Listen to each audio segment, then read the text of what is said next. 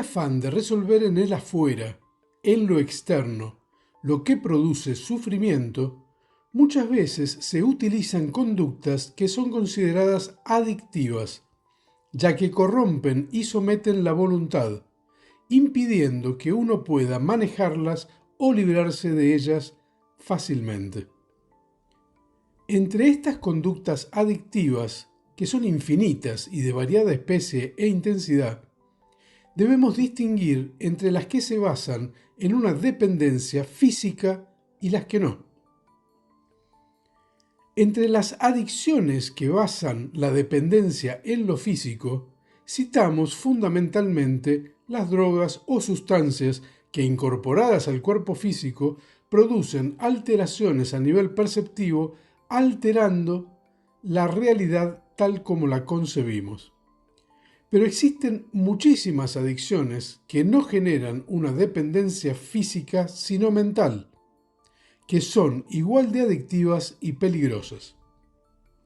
Muchas de estas drogas o conductas, ya sea que actúen en lo físico o en lo mental, son aceptadas e incluso fomentadas porque su consumo genera desproporcionadas ganancias a quienes las promueven. Más allá de esas distinciones, me atrevo a decir que el consumo o práctica de estas conductas adictivas reconoce un mismo origen. Cuando una persona no está satisfecha con lo que es, esto ocurre básicamente porque la información que maneja su sistema de creencias está en franca contraposición con lo que verdaderamente es. El ego, como siempre en estos casos, es el que opera sobre esa distancia. El ego maneja nuestras creencias pretendiendo obligarnos a actuar según ellas, muchas de las cuales son falsas, y entonces nos esforzamos por ser lo que no somos, sino lo que creemos que deberíamos ser. Y en ese afán, tratando de reducir esa distancia entre nuestro verdadero ser, lo que somos, y nuestro ego, lo que deberíamos ser para satisfacer nuestras creencias, buscamos herramientas externas que nos permitan darle una solución a ese problema que nos genera sufrimiento. El sufrimiento existe porque existe esa distancia entre lo que somos y lo que deberíamos ser. Un adicto consume sustancias o adopta falsas conductas que le permiten ser lo que su ego le dicta. Si alguien es tímido, cree que el alcohol lo ayuda a desinhibirse y ser más extrovertido, que es lo que su ego le reclama. Si una persona no encuentra el camino a la abundancia, cree que el juego por dinero le puede proporcionar un atajo hacia ese objetivo. Si una persona es ansiosa, cree que el cigarrillo lo calma. Si una persona no logra conciliar el sueño, cree que una pastilla le brindará el remedio y lo pondrá finalmente a dormir. Cuando una persona no soporta su realidad, busca en las drogas la forma de alterarla y hacerla soportable. Cada uno busca en lo externo la solución que es incapaz de gestionar en su interior. Las falsas creencias y la mente son los instrumentos con que opera el ego, pero no lo hace por hacernos daño, sino para incentivarnos a detectar esa falsa creencia y que intentemos con otra alternativa. Sin embargo, volcados a encontrar las soluciones fuera de nosotros, la respuesta que ofrecemos son sustancias o conductas que solo nos alejan más de nuestro verdadero ser, disfrazándolo ridículamente de lo que no somos.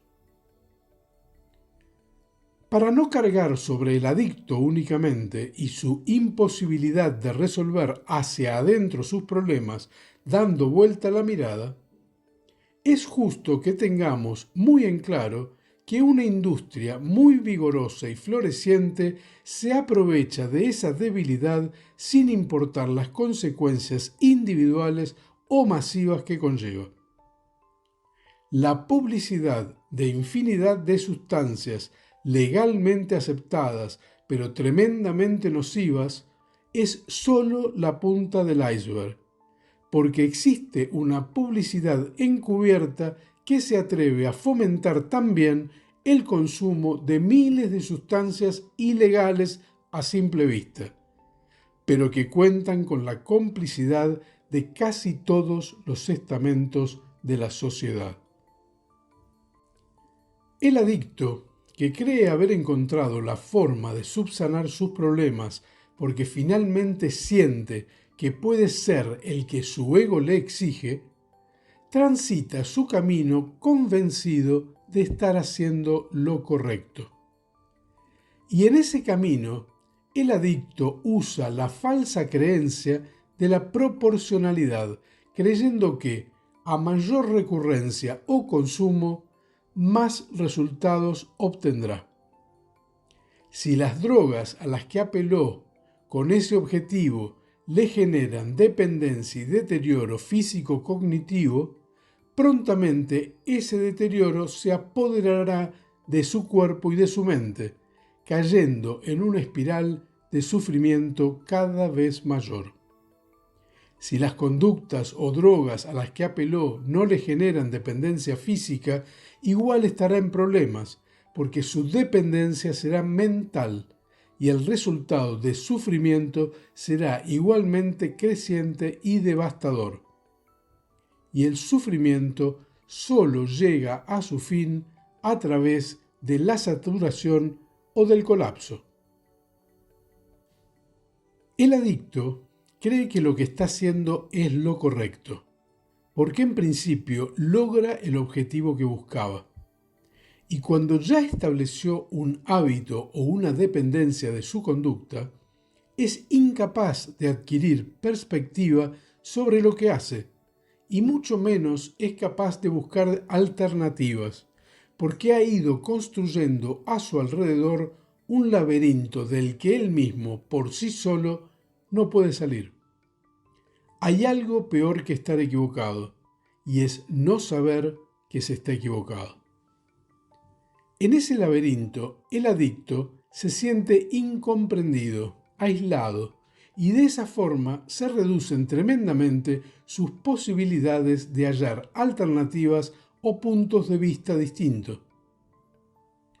Lenta o rápidamente se ve rodeado de más y más sufrimiento, hasta que llega el colapso. Con las drogas que generan dependencia física, el colapso es físico. El cuerpo acusa recibo de la intoxicación a la que es sometido y colapsa. Si la adicción es una conducta que no genera dependencia física, el colapso será mental.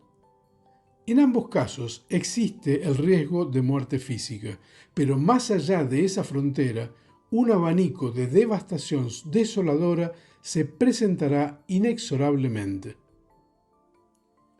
Pero también existen los adictos capaces de controlar su adicción, de regularla, de llevarla más acá de los límites peligrosos, sin darse cuenta de que en realidad lo que hacen es administrar su sufrimiento, en dosis que puedan sobrellevar, y de esa manera se condenan a vivir en un malestar continuo, pero tolerable.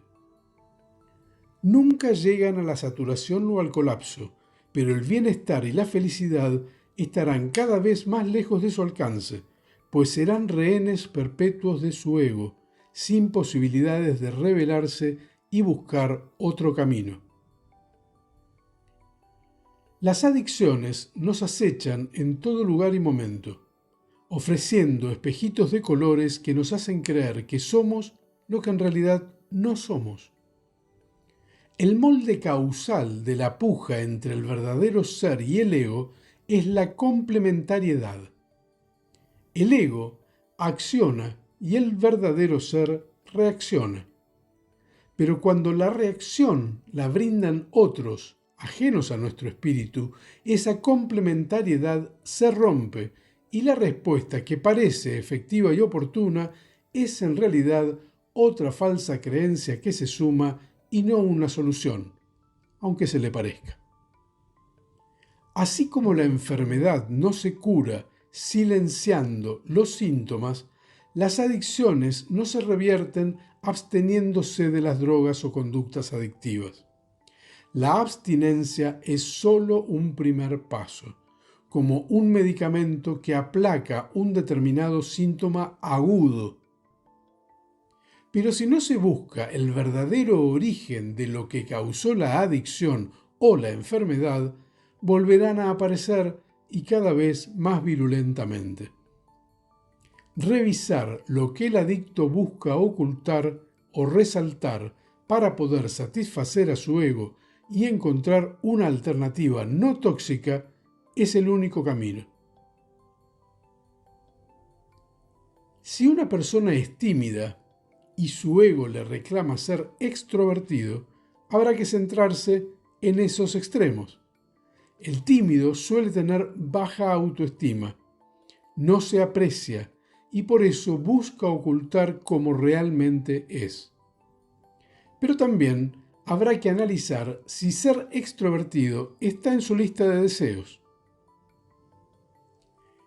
Si una persona no encuentra el camino hacia la abundancia que su ego le reclama, habrá que revisar si esa abundancia le es estrictamente necesaria, y si lo fuera, habrá que preguntarse por qué no puede lograrse sin apelar a conductas destructivas. Finalmente, si una persona no puede conciliar el sueño o si no soporta su realidad, habrá que desmenuzar las causas que lo llevan a tener esas limitaciones. Nunca el problema se resuelve apagando la alarma, silenciando el síntoma, y desgraciadamente esa es la tendencia en nuestra sociedad actual. Todos tenemos adicciones, pero muchas de ellas pasan desapercibidas por ser legales y aparentemente inocuas. Y en cada existencia, en la sucesión de vidas, todos hemos sido adictos compulsivos y en muchos casos esa conducta nos ha llevado incluso hasta la muerte. De modo que señalar, acusar y discriminar no resuelve ni el origen ni las consecuencias de las adicciones. La compasión consciente es la mejor manera de abordar a quien está sufriendo, sin pretender resolverle sus carencias, pero sí guiando y acompañando su proceso de autocuración. Mientras sigamos buscando afuera de cada uno la satisfacción que intente calmar los sufrimientos que atravesamos, será muy difícil evitar las adicciones que, para colmo, están en flagrante oferta ante la vista de todos. Y de verdad, resulta tentador que una sustancia o una conducta venga a resolvernos la angustia y el dolor. Pero dar vuelta a la mirada, orientar al observador a bucear en nuestro interior, puede parecer raro o complicado al principio, pero en cuanto uno se acomoda, resulta mucho más tentador y beneficioso que cualquier sustancia. Descubrir el universo que duerme en cada uno, esperando ser despertado y activado para que impulse nuestra evolución, podría ser considerado también una adicción, pero se basa en la ley más sagrada del universo, la que nos concibe antes que ninguna otra cosa como seres libres.